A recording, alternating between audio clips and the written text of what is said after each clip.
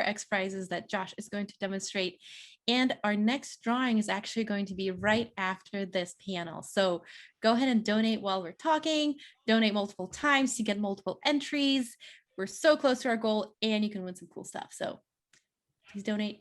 Thank you in advance. So with that, let's hop into this panel. We are here with Justin Wykowski with Super Smash Con and our CEO and founder of Game Jam, Josh Hafkin. Welcome both. Thanks so much for having me. It's great to be here. Very excited to talk about Super Smash Con today. Awesome. So I will let Justin start. Please go ahead and introduce yourself and let us know, what do you do with SmashCon? Yeah, absolutely. So I'm Justin. I'm the founder of Super Smash Con, which is an event held once a year in Northern Virginia, the Dulles Expo Center, except for obviously recent years with COVID.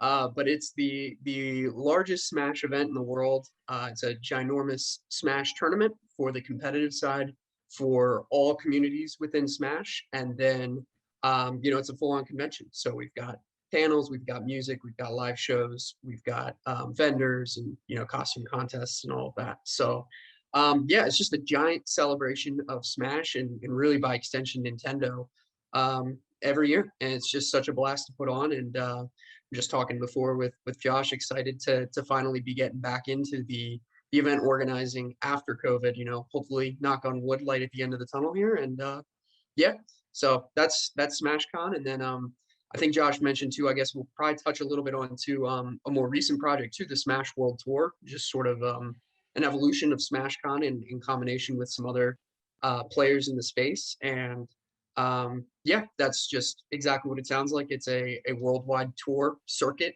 for Ultimate and Melee. And so this is the inaugural year. And that's been exciting to watch grow this year as well. That's awesome. And we'll definitely talk about that as in more detail, because I'm sure a lot of folks are interested in that. I do want to ask you first how you got where you are, because like you said, SmashCon, ginormous is the right way to use it, just to describe it. It's an amazing event with something for everybody there. And I'm sure, being in charge of that is a dream come true for a lot of folks. So for anybody who's watching and saying like, I want to be in charge of an amazing convention like that, how did you get there? Yeah, so it's sort of a classic, weird conflation of a few different worlds colliding and paths sort of crossing. I know that's sort of vague, but I guess to give more detail. So I in college played Smash 64 pretty competitively. I was never super top in the world or anything, but I went to a few tournaments. I was in the scene a little bit.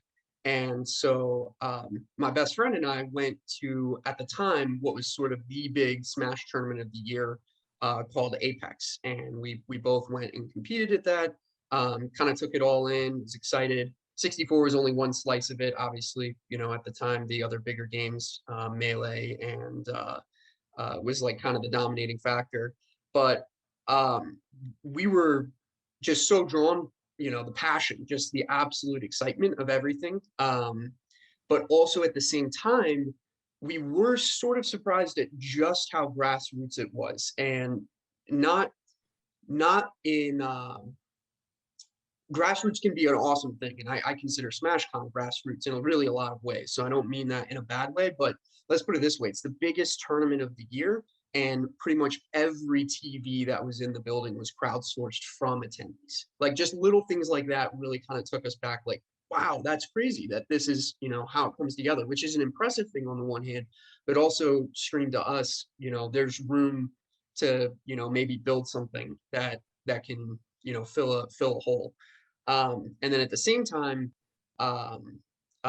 my other work at the time, we had been going to different trade shows. It was actually in the toy space, particularly Lego. And so we had kind of gotten to see a little bit of behind the scenes of conventions just in general, nothing to do with esports or Smash, but we had been a sponsor and a vendor at a couple different shows, had gotten to know an organizer really well. And that kind of gave me personally the confidence to sort of have the crazy thought to try and do this, because I think what makes SmashCon special, or one of the things that makes it special as far as the journey, is that it didn't start as a small tournament and grow. It obviously started smaller than where we are now, but even year one, we just went and booked the expo center. We just went from zero to we're going to just try and put on a convention. And I don't think I would have had that confidence. Maybe naivete is the better word in hindsight. If it weren't for being around the space and knowing the ins and outs a little bit more. But of course, it sort of gave me a false confidence because I had no idea what I was really getting myself into. You don't know what you don't know type thing. But yeah, so that gives a little bit of background. But it was, so I guess to kind of sum it up, it was this combined factor of being interested in events, period, and the idea of conventions and knowing a little bit behind the scenes, combined with that passion of, man, this would be the coolest thing ever to put on. And then also this need for it, at least seemingly in the community of something with maybe a little bit more polish. And yeah, so just kind of pushed all the ideas together, and SmashCon was born. And yeah, and here we are 5-6 years later. And yeah, hope that answers your question. So I'm It rambling a does. little bit. No, this is great information. Now, Josh, as somebody who's attended multiple Super Smash Cons, can you give us a little bit of insight from an attendance point of view? How did you see the event grow? I really feel just the best warm fuzzy feelings when I think of Super Smash Con. It's one of my favorite events of the year. I've been with it for a number of years, maybe not year one, but I think I was there year two. But I one of the things that I really feel like is so special about SmashCon is it's Smash players' favorite tournament of the year too. Like everybody there is there to compete, to celebrate, to be together and celebrate this thing that we all love. And like for me as a fan, I loved that. Like the vibe that you get from SmashCon is great vibes. It's very family friendly. There's vendors, there's artists selling beautiful works of art. There's informational panels and educational things that you can learn about different parts of the industry and different things like that. And then there's this incredible like top tier competition that's existing as well. So to me, it combines all of my favorite things as a fan and as a consumer, with both the con experience, the art, the music. One of my favorite bands is Super Smash Bros. They're great guys. It's like one of my favorite T-shirts that I have, and I think that like that to me is like what Smash is. It's culture. It's like hip hop. Smash is like it's like art. It's the game. It's all these things mushed into one. And I think SmashCon does an amazing job of presenting that in a really wonderful way for our community. Couldn't agree more from the Smash Cons that I've attended. Now, Justin, tell us what it takes to put that together. I know you said you went from 0 to 60, rented out the convention center in year one. How many people did you have working on that versus how many people do you have working on it today? And like, what really goes into putting all of those pieces together? The competition, the art, the costume competitions, the music. Like, what does it take, and what does it look like on the back end? It takes people. It just takes amazing people. And so and that's really my favorite part of SmashCon in a lot of ways. Everything that Josh described is awesome. And weekend of, don't get me wrong, that's all my favorite stuff too, which is why we do it, because I'm like sitting there and enjoying it, and I'm like losing my mind, at the top plays and everything like that. But the process leading up and the amazing people that I get to work with and meet and just put into different positions to help bring this to life is just it's so insane. That so like as much as I'd like to take credit and say I built this awesome event. It really is an amazing team of people. There's different levels to it. There's kind of a core team, and some of those guys have been there since year one, and they're really part of the inner planning team, and pretty much involved in all aspects of it. And then there's a lot of community involvement, and this is where again it's sort of a blend of I don't know the official definition of grassroots, but on the tournament side, we're pulling TOs from the community and leaders in that space. Like Josh said, we bring in musicians on on the music side, and We've got, even them helping with different production things. Like one of my favorite shows that we produce every year at normal SmashCon is called the Smashies, which is an award show with, kind of celebrating the community and giving out different awards, sort of like an Oscars or a Grammys type, everybody dresses up. It's fun. But that whole thing is, the from the show running to the production to the music to the hosting to the nomination to the presenters. It's all, community based. And so from literally some of my best friends to some like awesome community people I never would have thought I'd get to meet or let alone work with. It's just this amazing blend of people, and that's what makes up SmashCon. And I think that's what makes up, probably almost any event that's of any scale. But from my experience, that's what it is for us, and that's I can't give enough credit to how awesome the people involved are. They're world class. Absolutely. It's important to give a shout out to all those folks, because it takes so much work to put on an event, so much work. Like I always call our production team the magic behind our events, because that's the only way I can describe it. They do so much amazing work. So I can only imagine what it takes to run the biggest Smash event in the world. So tell us a little bit about what was like the most unexpected things, so you sort of launched into having or running a convention without having too much experience. I mean, you had some, Yeah, obviously, going to the trade shows, like you said, but it's different going to one versus for running sure. your own. So what Yeah. were some of the most unexpected things you came across? Oh man.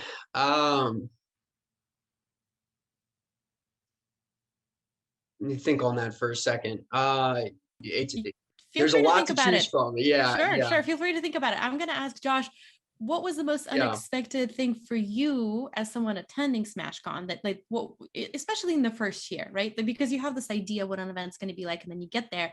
What were the most unexpected things in it? I think for me, Oh, we were able to hear you. Now you're all right, muted. we're good. Now you're good. All right, cool.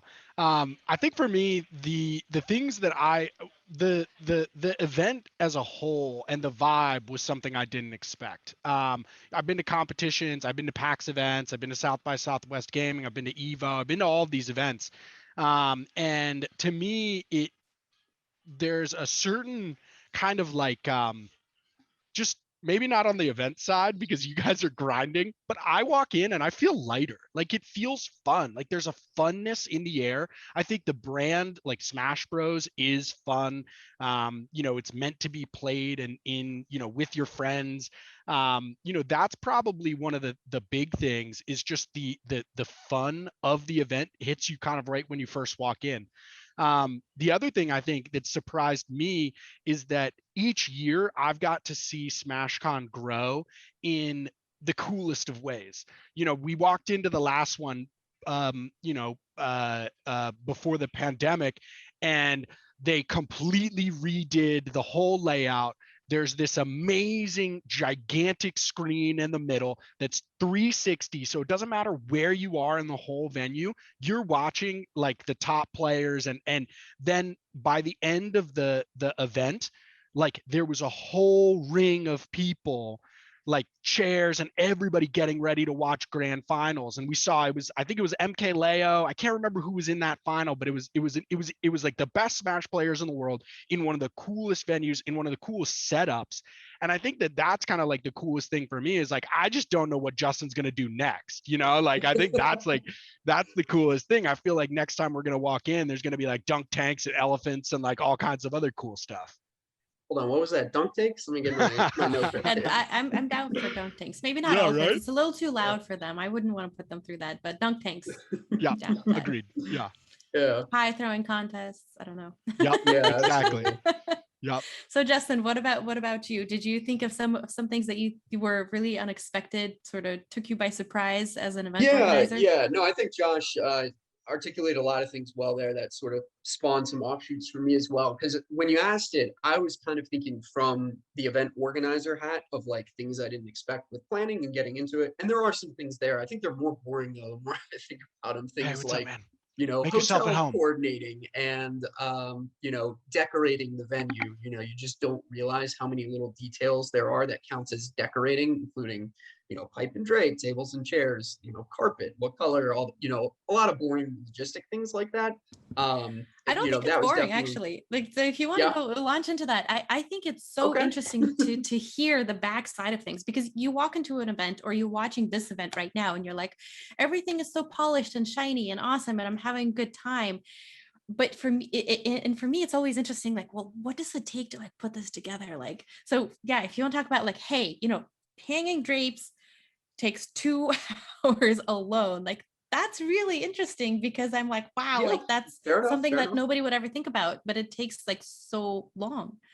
Yeah, I think one of the more interesting challenges that event organizers have, and this was really spawned because of Josh's point about the 360 stage and the whole layout kind of changeover. That was one of my favorite things that has ever happened in the history of SmashCon, that we got that right. And so what went into that process, the reason that we did that was actually related to traffic flow.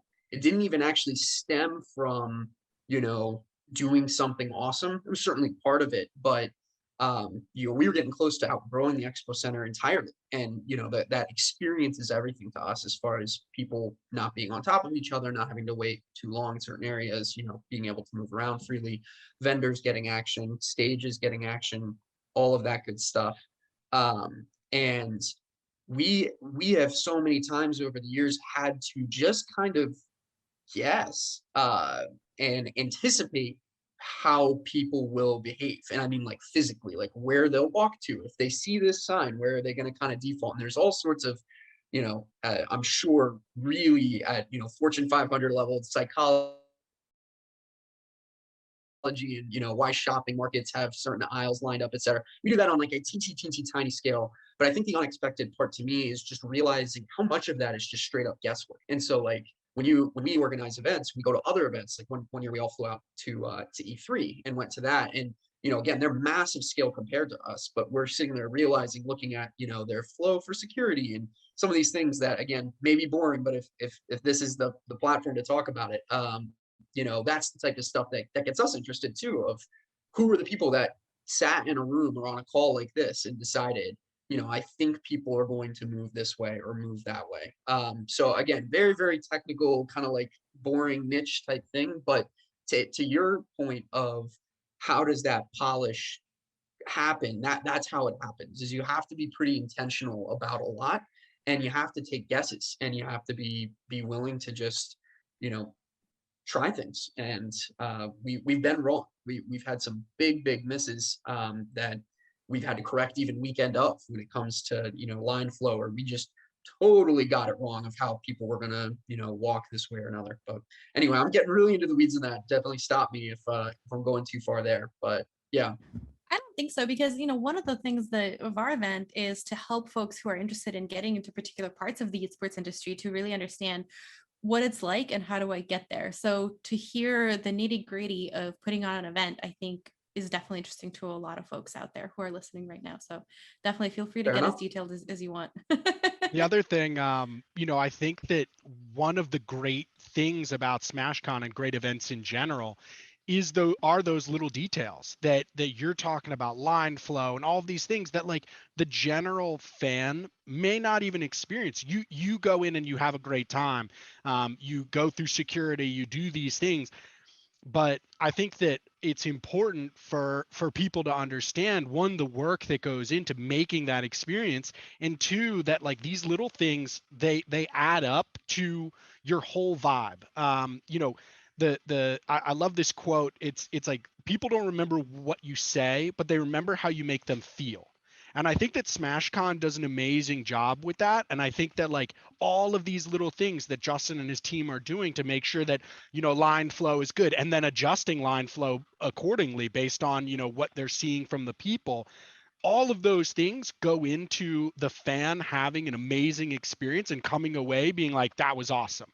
And everything from the actual, competitors to line flow and security. And I think that, like, those are underappreciated things. So Justin, feel free to tell us, about every little nook and cranny of Super Smash Con, man. Yeah, well, I think, just to add to that, sort of a blanket category of all those things, is those are the things that, if you get them right, nobody notices, which is great. I don't care. I don't want people to notice. That just means we did a good job. But if you get it wrong, it sticks out like a sore thumb, and that's yeah, you really, I think, hit the nail on the head, and that sometimes can really separate great events from good ones where you don't realize what could be going wrong that is, and so it's smooth.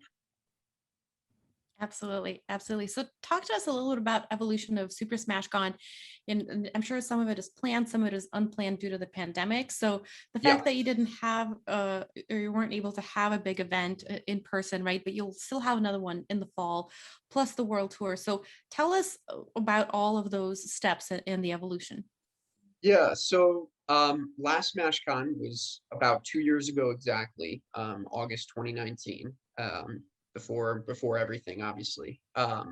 We were in a pretty obvious month, I would say. So a really interesting thing I was watching with the whole COVID scenario is depending on what time of year your event was, um, you had a lot of decisions to make, especially with the lead time some of these events take to plan. And so if you had an event last year in, May, you were in the worst spot because you were full blown planning. You were already there. You may have even sold tickets by March, April when things shut down. All of a sudden, you're left without an event. Um, but if you were out past a certain point, and I think August was really one of the first months was the cutoff. We actually, thankfully, really in hindsight, had a pretty easy purview decision to make. You can kind of see how things were developing, and so we actually didn't get too far in planning 2020. We kind of made the decision pretty early. We're not going to be able to have it this year. Um, this year was a much tougher decision because you had the vaccine start to roll out in December. It was really hard to prognosticate, how things were going to happen. But we have to make that commitment really early.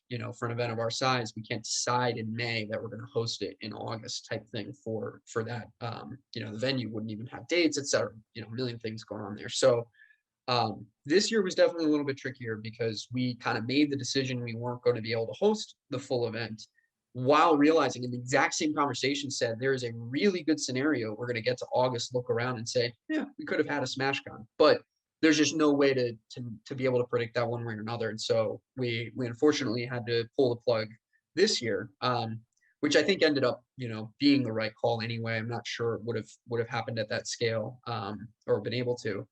And then really, uh, being completely honest, the evolution for Fall Fest is somebody on our team. I don't even remember who or when it happened, but someone had the light bulb moment of realizing the next SmashCon rolling around in August 2022. It would have been 3 years since the last SmashCon. And I just started losing sleep. I was like, oh my gosh, that's insane. Like I can't do that. So we decided to go out of our comfort zone and say we're going to do something this year. And that's when we started making talks about the fall and what we could do. And for the first time ever, we're not hosting it at the Expo Center. It's a whole different type of thing. Um, and yeah, we just recently announced that, so that's where we are. And so now we're finally knocking the rust off, first time in a couple years of event planning and getting ready for that. With the hope being that that's a fun time and a nice kind of holdover until we can get back to the real thing next year.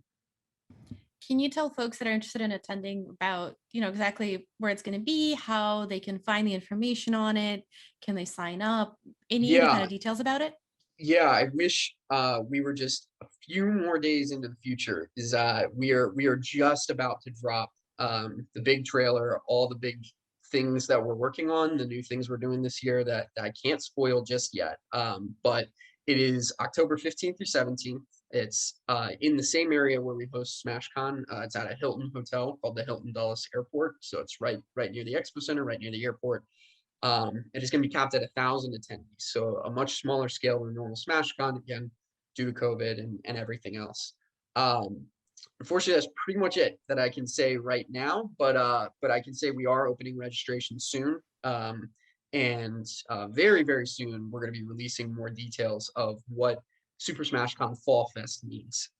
Is what I can reveal is sort of a behind the scenes of our decision is we had kind of two major choices with this. One, do we make it Super Smash Con Lite, essentially. It's just Smash Con but smaller, or is this Super Smash Con Fall Fest, is this not a smaller Smash Con? This is just something totally different, standalone. And I can tell you, we went that direction. So we explored it and realized that part of Smash Con, especially since year one being in the Expo Center, is that gravity. And I really felt if we just did small Smash Con, there's just a lot of things that um, it would have just been lame Smash Con, I guess, to put it bluntly. So we went in a different direction, but which was fun though too, because it gave us a new canvas to do some creative things, and frankly to do things that ironically we can't do at normal Smash Con because it's too big. The idea would not work at scale, so we can do certain things that will fit a more intimate audience that we wouldn't be able to do at an expo center. And so that's a little bit of a tease, but you'll see. I will give one hint that Josh is going to lose his mind at one of the things that we're doing. Yeah. Well, There's one thing specifically I know Josh is going to be incredibly passionate about. It's something he's very passionate about. And so I'll leave it at that. well, That's Has amazing. nothing to do with I'm nothing to do so with Smash, excited. by the way. I'm so excited, Oh, it man. has nothing to do with SmashCon? Nothing That's to the do with hint? Smash Brothers at all. Smash Yeah. Brothers. Interesting. Well, Interesting. that's an amazing tease. I absolutely love that preview. I do want to ask Josh. I know Justin, you can't confirm, so no pressure there. But Josh, I Yeah. just want to hear 3 guesses as Ooh. to what this is. So Well, something unrelated to Smash Brothers. Well, I will tell you, I don't think this is what Justin was thinking about, but Game Jam will be there. So we will be a vendor. We will That's be true. there. Yes. We will have a presence and be supporting the SmashCon community. I don't know about if that was what Justin was thinking, but definitely that's like my highlight. Come say hi to the Game Jam crew at For our sure. booth, hang out with us. I don't know. I could throw so many things out there. Now I'm thinking, I all have a kinds of completely things, random so guess. let's go. So just knowing that it's not related to SmashCon, Poker knowing face. that Josh is a swimmer, my guess is that you guys have Michael Phelps as a guest speaker. That's my guess. Wow, that would be dope. That would be awesome. Like Phelps is like a huge Smash fan or something Yeah, like right. that. Yeah, That would be maybe. amazing. Yeah. Yeah, Comes out. I'm good friends with Katie Ledecky. I can see what she's up to. There we go. Yeah. Yeah, I gave her a couple swim lessons back in the day, and I'm sure she, will remember that's me awesome. and Yeah. come out to SmashCon for us. Um, Josh, do you but have a guess or not really? I don't. I think that that would be wasting everybody's time. Justin All is an right. incredibly creative dude, so I don't think that I would be able to be able to get it. And also, he's got one hell of a poker face, so even if I did, he wouldn't give Right. me anything. No worries. But it would just be funny. Maybe, Josh, if you or I get it right, our guess is we win a HyperX headset. There you go. There you Yeah, go. there you go. There we go. But I All will right, say but- that just the Fall Fest, it's going to be awesome. One of the things that we could do as a community is support Super Smash Con, show up, do what you can, get tickets as soon as they announce, register early, do what we can to support Smash Con because events need the community. And I think you said, Justin, information is coming out soon. We'll make sure to amplify. So everybody in the community, if you can amplify, if you could register, if you can help people and support them, you should be doing that. Absolutely. So speaking of events, Justin, can you tell us about the Smash World Tour? Because that's the other event that you're putting on. Yeah, absolutely. So, this weekend's really fun. Actually, as we speak, the Central America regional finals are going on with some of the best players in the world competing.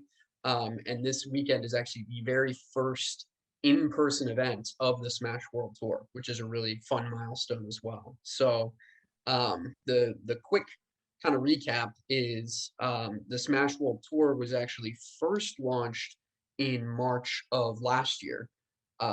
Which is coincidentally pretty much right when COVID started. In fact, we announced the tour, and I think it was 11 days later, we canceled the tour. So pretty rough timing there. But the whole year, we were discussing what can we do, a lot of problem solving and ideating on how can we adapt, how can we still do this in 2021. with COVID still, being a major impact. And so we ended up coming up with a sort of hybrid format that totally restructured the whole tour, which the original tour was based on community events like SmashCon, and tournaments happening all over the world. And, point systems and different tournaments, give different points to winners, and you have a standings, and then you have championships, kind of just to kind of rough recap. Whereas this year we did things very different. So there were no events. And so we hosted a lot of different online qualifiers. And then we had a panel of experts pick from the Melee community and different things like that. But now fast forward the second half of the year, this is where it gets really juicy. We do have in-person regional finals happening all over the world for all of those players that advance to this stage. And so even though getting to this stage was not done in an ideal way, online is obviously not ideal, picking players, it's not perfect.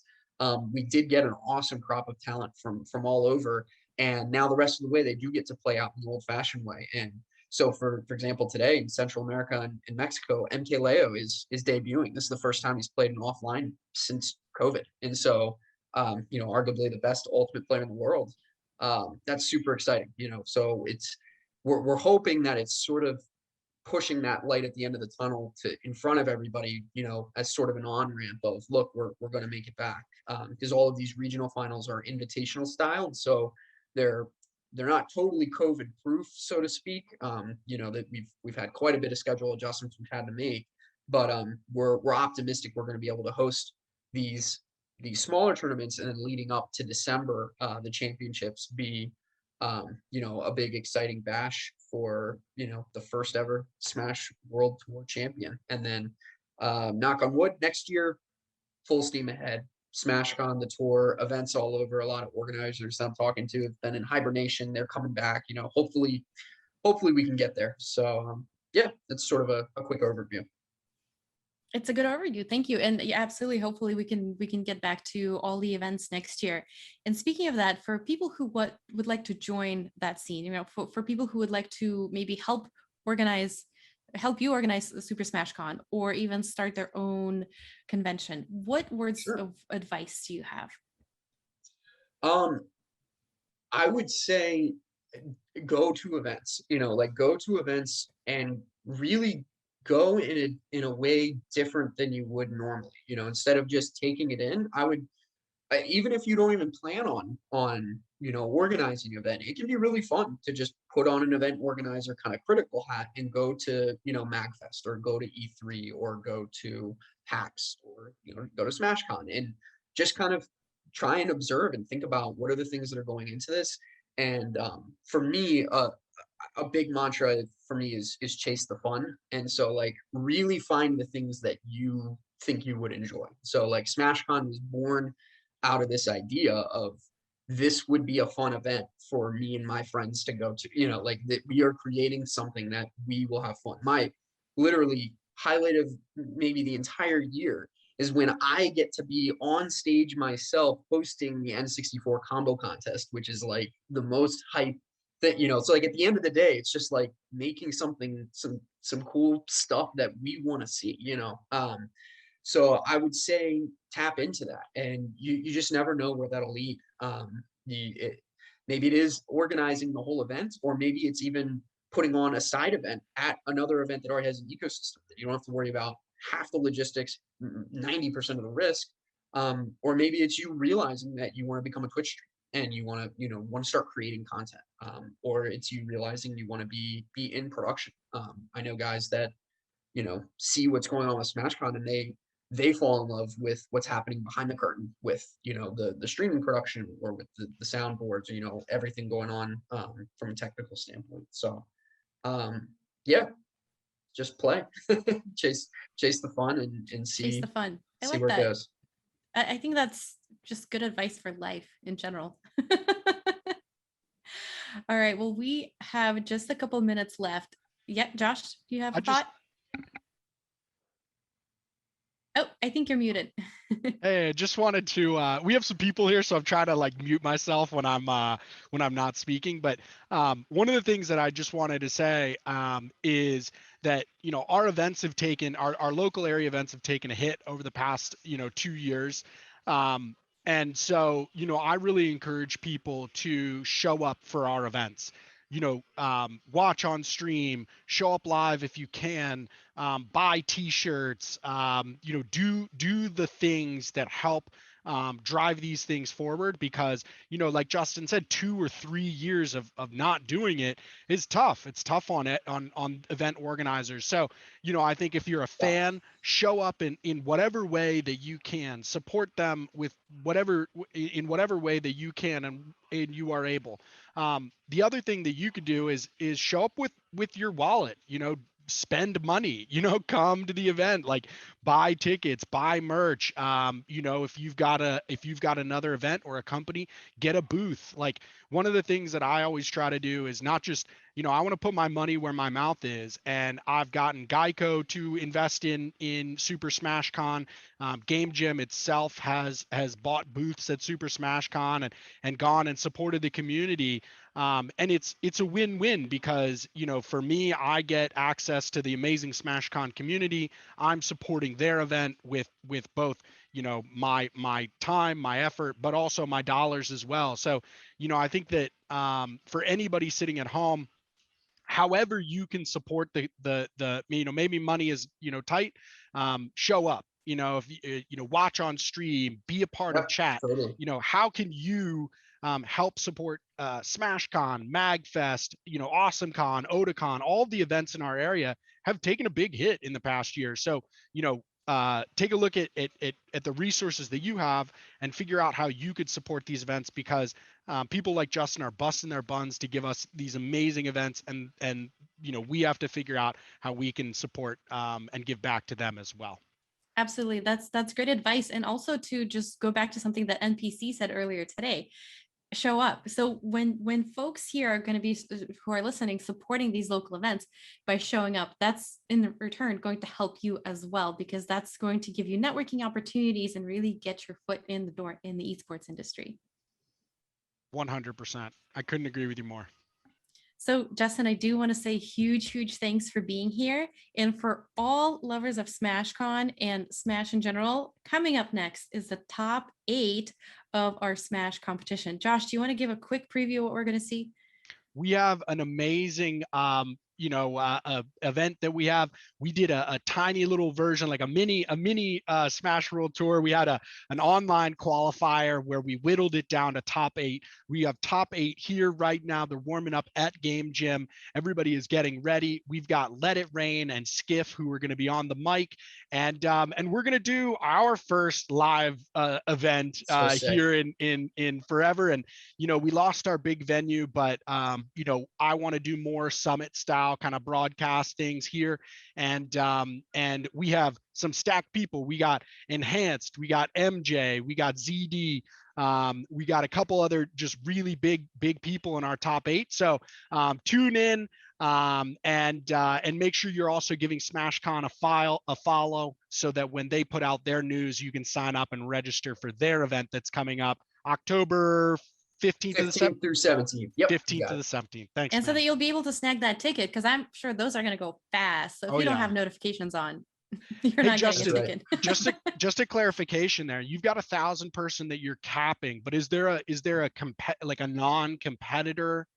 Can you just buy tickets, or is it just to be determined? I won't completely rule it out, but I'll be honest, we're pretty much leaning towards the 1,000, and that's it. We cool. Might sneak in a few people here or there type thing, but it really is more of like a fire code thing for certain ballrooms and stuff within the hotel, and so it's just going to be a smaller event. It is kind of is what it is. Cool. Just wanted to make sure that I could communicate the right things to people. So yeah, absolutely. Register for the tournament, right? And be one of those lucky 1,000. Absolutely. Well, thank you so much, Justin. And Josh and I are going to go to a quick break to do another giveaway. So if you haven't donated yet, but you'd like to be entered into a raffle, you have just a few seconds to get that entry in. And Josh and I will be giving away the next prize in just a few minutes.